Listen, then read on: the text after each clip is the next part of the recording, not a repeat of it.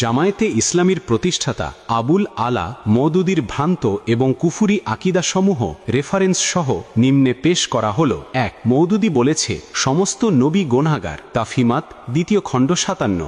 ২. মওদুদী বলেছে নবী ও সাহাবীদের মধ্যে লোভ, লালসা, ঘৃণাবিদ্বেষ, কার্পণ্য, স্বার্থপরতা ও প্রতিহিংসা ছিল, যার ফলে উহুদ যুদ্ধে পরাজিত হয়েছেন। তাফহিমুল কুরআন ২য় খণ্ড ৬০ ও ৯৯ নং টিকা। ৩. কুরআন নাজিল হওয়ার ১০০ বছর পরে তা পরিবর্তন হয়ে গেছে। কুরআনের ৪টি মৌলিক পরিভাষা ১৪ ও ১৫। ৪. মওদুদী বলেছে আমাদের নবী তার রেসালাতের দায়িত্ব আদায়ে ভুল ত্রুটি করেছেন। তাফহিমুল কুরআন ১৯ খণ্ড ২৮৬ ৪ নং টিকা। কুরআনের ৪টি মৌলিক পরিভাষা ১১৮। ৫.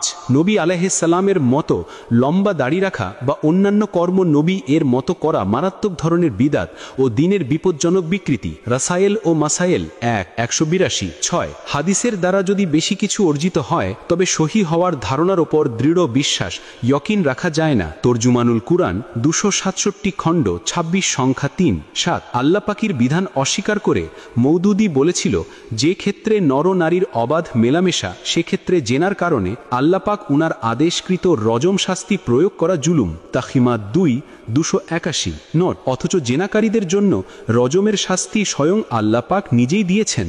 ৮. ফেরেশতা ওই জিনিস যাকে গ্রিক, ভারত ইত্যাদি দেশের মুশরিকরা দেবদেবী হিসেবে স্থির করেছে। তাজদিদ ও ইহয়ায়ে দ্বীন ১০। ৯. হযরত আদম আলাইহিস সালাম মানবিক দুর্বলতায় আক্রান্ত ছিলেন। তাফহিমুল কুরআন উর্দু ৩ ১২৩ মাস্ট সূরা রদ এর তাফসির অক্টোবর ১৯৬৬ প্রথম সংস্করণ। ১০. হযরত নূহ আলাইহিস সালাম চিন্তাধারার দিক থেকে দ্বীনের চাহিদা থেকে সরে গিয়েছিলেন। তাফহিমুল কুরআন ২য় খণ্ড ৩৪৪ তৃতীয় সংস্করণ ১৯৬৪। ১১. নবী হওয়ার পূর্বে হযরত মূসা আলাইহিস সালাম দ্বারা একটি কবিরা গুনাহ হয়েছিল। রাসায়েল ও মাসায়েল ১:৩১। ১২. মহানবী সাল্লাল্লাহু আলাইহি ওয়াসাল্লাম মানবিক দুর্বলতা থেকে মুক্ত ছিলেন না, অতএব তিনি মানবিক দুর্বলতার বশীভূত হয়ে গুনাহ করেছিলেন। তর্জুমানুল কুরআন ৮৫ সংখ্যা ২৩০ পৃষ্ঠা। তর্জুমানুস সুন্নাহ ৩ ৩০৫। ১৩. কুরআনুল কারীম নাজাতের জন্য নয়, নিছক হেদায়েতের জন্য। তাফহিমুল কুরআন প্রথম খণ্ড ৩২১ পৃষ্ঠা। ১৪. হযরত আবু বকর সিদ্দিক রাদিয়াল্লাহু আনহু খেলাফতের দায়িত্ব পালনে সম্পূর্ণ অযোগ্য ছিলেন। তাজদিদ ও ইহয়ায়ে দ্বীন ২২। ১৫. হযরত উসমান রাদিয়াল্লাহু আনহু উনার মাঝে স্বজনপ্রীতির বদগুণ বিদ্যমান ছিল। খেলাফত ও মুলকিয়াত ৯৯ পৃষ্ঠা। ১৬. হযরত আলী রাদিয়াল্লাহু আনহু খেলাফতকালে এমন কিছু কাজ করেছেন যাকে অন্যায় বলা ছাড়া উপায় নাই। খেলাফত এ মুলকিয়াত ১৪৬। ১৭. হযরত মুয়াবিয়া রাদিয়াল্লাহু আনহু স্বার্থবাদী, গনিমতের মাল আত্মসাৎকারী, মিথ্যা সাক্ষ্য গ্রহণকারী ও অত্যাচারী ছিলেন। খেলাফত ও মুলকিয়াত ১৭৩। ১৮. সাহাবাই কিরাম অনেকে মন গড়া হাদিস বর্ণনা করেছেন। তর্জুমানুল কুরআন ৩৫ সংখ্যা। ১৯. হযরত দাউদ আলাইহিস সালাম তৎকালীন যুগে ইসরায়েলি সোসাইটি দ্বারা প্রভাবান্বিত হয়ে এক বিবাহিত যুবতীর উপর আসক্ত হয়ে তাকে বিবাহ করার জন্য তার স্বামীর নিকট তালাকের আবেদন করেছিলেন। তাফহিমাত ২ ২৪২ দ্বিতীয় সংস্করণ। নির্বাচিত রচনাবলী ২ ৭৩ আধুনিক প্রকাশনী প্রথম প্রকাশ ১৯৯১ ইংরেজি। ২০. হযরত দাউদ আলাইহিস সালাম উনার কাজের মধ্যে নফস ও অভ্যন্তরীণ কুপ্রবৃত্তির কিছুটা দখল ছিল। তাফহিমুল কুরআন উর্দু ৪ ৩২৭ পৃষ্ঠা। সূরা রদ এর তাফসির অক্টোবর ১৯৬৬ প্রথম সংস্করণ। ২১. রাসূলে করিম সাল্লাল্লাহু আলাইহি ওয়াসাল্লাম নবুয়তের ২৩ বছরের দায়িত্ব পালনে অনেক ত্রুটি বিচ্যুতি করেছেন। তাফহিমুল কুরআন ১৯তম খণ্ড ২৯০ পৃষ্ঠা। আব্দুল মান্নান তালিব অনুদিত। ২২. রাসূল না অতিমানব না মানবিক দুর্বলতা থেকে মুক্ত। তিনি যেমন খোদার ধনভাণ্ডারের মালিক নন, তেমনি খোদার অদৃশ্য জ্ঞানের অধিকারী বলে সর্বজ্ঞ নন। তিনি অপরের কল্যাণ বা অকল্যাণ সাধন তো দূরের কথা, নিজের কোনো কল্যাণ বা অকল্যাণ করতেও অক্ষম। সূত্র লন্ডনের ভাষণ সাইয়েদ আবু আলা মওদুদী, মুদ্রণে ওরিয়েন্টাল প্রেস ১৩ কারকুন বাড়ি লেন, ঢাকা। প্রথম মুদ্রণ ১১ অক্টোবর ১৯৭৬। ২৩. দজ্জাল কখন কোথায় আবির্ভূত হবে হুজুর সাল্লাল্লাহু আলাইহি ওয়াসাল্লামকে জানানো হয়নি। তিনি দজ্জাল সম্পর্কে যা বলেছেন প্রকৃতপক্ষে তা তার কাল্পনিক ও অনুমান মাত্র। এ ব্যাপারে তিনি নিজেও সন্দিহান ছিলেন। সূত্র তর্জুমানুল কুরআন। ২৪. আলেম ব্যক্তির জন্য তাকলিদ বা মাযহাব গ্রহণ কবিরা গুনাহ, বরং তার চেয়েও জঘন্য। ইসলামী রেনেসা আন্দোলন। ২৫.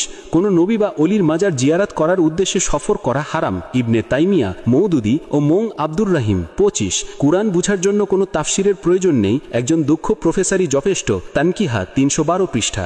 ২৬.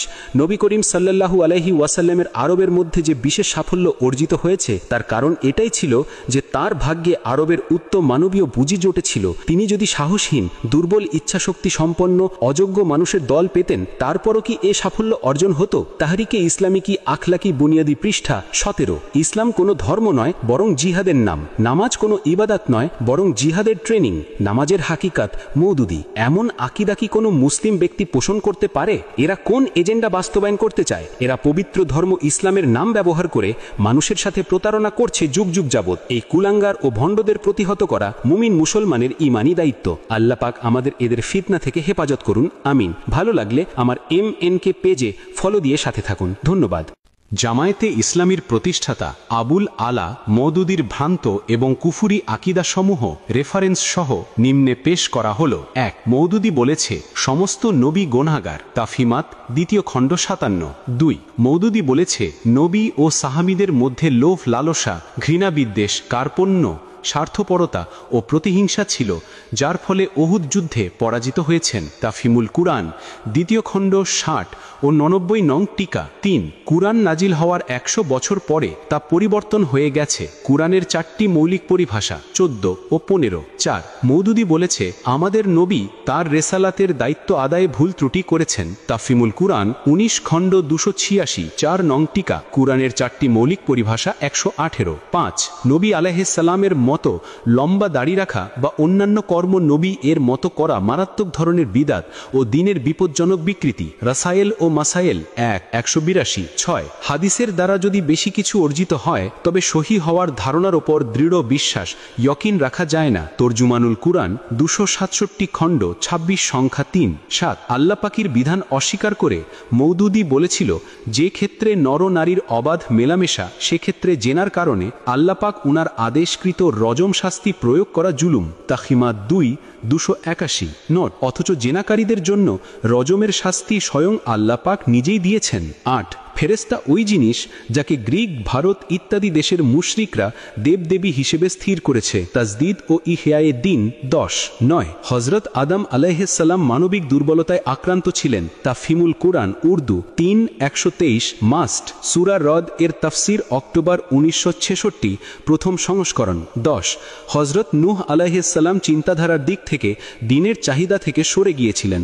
তাফহিমুল কুরআন 2 খণ্ড 344 তৃতীয় সংস্করণ 1964। 11 নবী হওয়ার পূর্বে হযরত মূসা আলাইহিস সালাম দ্বারা একটি কবিরা গুনাহ হয়েছিল।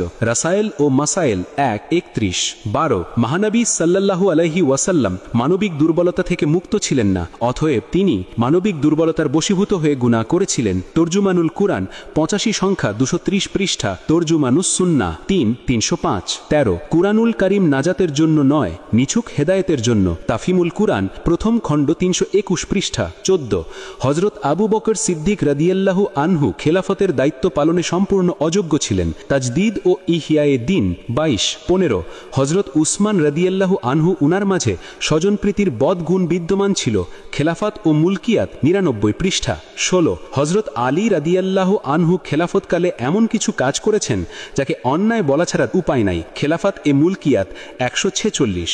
17 হযরত মুয়াবিয়া রাদিয়াল্লাহু আনহু স্বার্থবাদী, গনিমতের মাল আত্মসাৎকারী, মিথ্যা সাক্ষ্য গ্রহণকারী ও অত্যাচারী ছিলেন। খেলাফত ও মুলকিয়াত 173। 18 সাহাবাই কিরাম অনেকেই মন গড়া হাদিস বর্ণনা করেছেন।